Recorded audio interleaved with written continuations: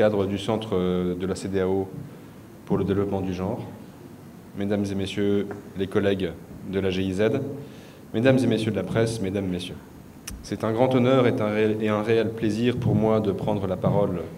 au nom de la GIZ pour vous souhaiter la bienvenue au présent atelier de formation des journalistes sur l'accord de facilitation des échanges de l'OMC et l'accord sur la zone de libre-échange continentale africaine, la ZLECAf. Le présent atelier de renforcement des capacités des journalistes des États membres de la CEDEAO vise à améliorer la connaissance des différents protocoles commerciaux, régionaux, continentaux et mondiaux, ainsi que les contraintes et les rôles de plaidoyer que les journalistes peuvent y jouer. En tant que co-exécutant du programme de facilitation des échanges de l'Afrique de l'Ouest et en tant qu'exécutant du programme GIZ Union africaine d'appui à la ZLECAf, la GIZ est honorée d'accompagner la Commission de la CEDEAO et les États membres dans leurs différentes initiatives d'intégration économique, tant dans la sous-région que dans le continent. Le programme de facilitation des échanges d'Afrique de l'Ouest, le FEAO, est une initiative multidonateur, financée par l'Union européenne, le gouvernement du Royaume des Pays-Bas, USAID, le gouvernement de la République fédérale d'Allemagne et exécutée par la GIZ et le groupe de la Banque mondiale. Globalement, le programme FEAO vise à améliorer la circulation des marchandises dans la région et au niveau international en réduisant le temps et le coût du commerce, ainsi qu'en renforçant la capacité des réseaux commerciaux à tirer parti de ces améliorations. De son côté, le programme GIZ Union africaine d'appui à la ZLECAf soutient la Commission de l'Union africaine, plus précisément son département en charge du commerce, ainsi que le secrétariat de la ZLECAf à Accra, au Ghana, dans les domaines des négociations et de la mise en œuvre de la ZLECAf. En 2020 et 2021, ce programme a été élargi et étend désormais son soutien à 3 communautés économiques régionales, la CAE, la CEDEAO et SADC, ainsi qu'à 8 États membres de l'Union africaine, la Côte d'Ivoire, la République démocratique du Congo, l'Éthiopie, le Ghana, le Malawi, le Niger, le Rwanda et la Tunisie. Messieurs les représentants de la Commission de la CEDEAO et de la Commission de l'Union européenne, chers participants, les mesures de soutien de la GIZ nécessitent souvent des efforts de collaboration entre la GIZ et les acteurs non étatiques, les partenaires des secteurs publics et privés. Cela implique ici que le niveau de compréhension des questions commerciales internationales par toutes les parties prenantes doit être relativement élevé. Avec de fréquents nouveaux accords commerciaux et les évolutions socio-économiques galopantes,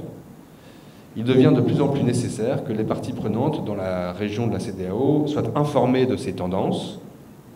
et de ces processus émergents et ainsi comprennent les implications pour les économies nationales. Au niveau régional, plusieurs nouvelles mesures sont prises par les 2 communautés économiques régionales, la CEDEAO et l'UEMOA,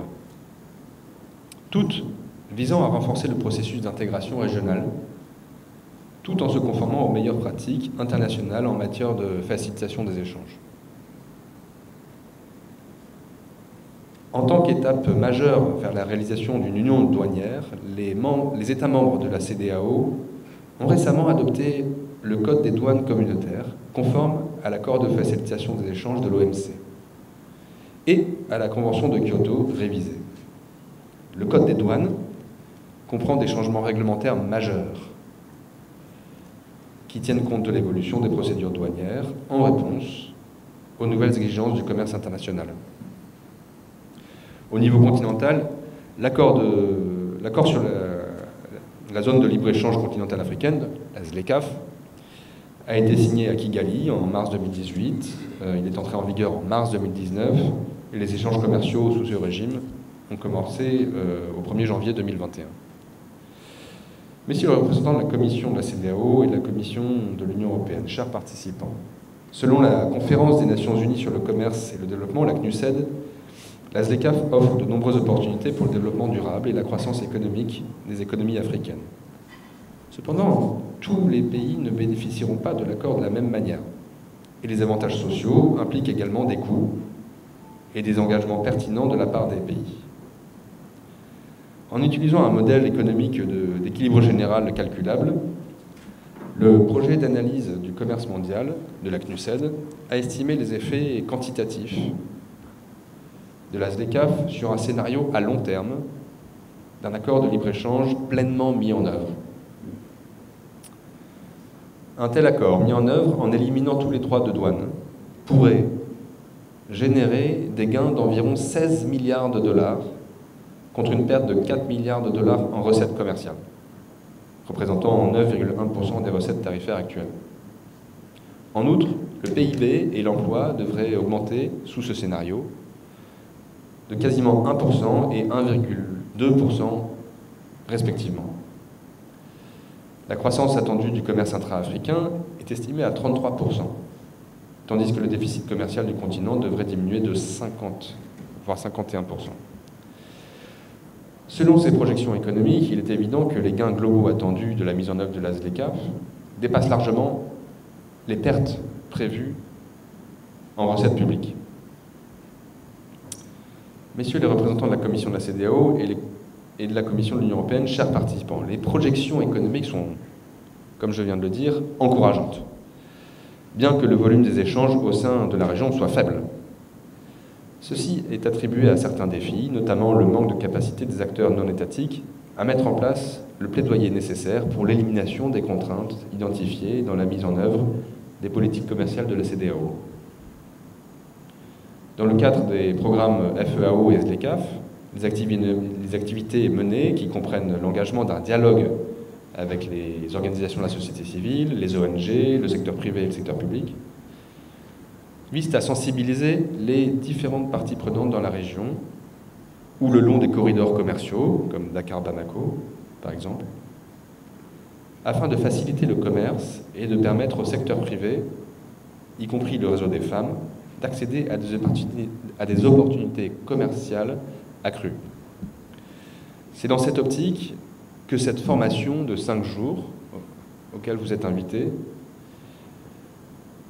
a été conçue sur le plaidoyer en matière de commerce, avec pour objectif principal de renforcer vos capacités, chers journalistes, à promouvoir et faciliter le dialogue sur les questions liées aux politiques commerciales, avec un lien avec les accords commerciaux et leur mise en œuvre au quotidien, et de créer entre vous et dans l'espace public des espaces de concertation entre les parties prenantes de la région pour garantir des mécanismes de surveillance, de gouvernance de ces politiques publiques. Chers journalistes, je voudrais vous exhorter aujourd'hui et pendant les jours qui viennent à suivre cette formation et les discussions avec le plus grand intérêt, et aussi à partager les connaissances que vous allez recevoir aussi largement que possible et avec toutes les autres parties prenantes qui n'ont pas eu la chance de venir ici cette semaine. Messieurs les représentants de la Commission de la CEDEAO, je voudrais terminer mon propos en réitérant l'engagement de la GIZ à répondre aux sollicitations de la Commission de la CEDEAO en vue du renforcement de l'intégration régionale. Pour la réalisation, par exemple, de la vision 2050 de la CEDEAO, qui est la CEDEAO des peuples, paix et prospérité pour tous.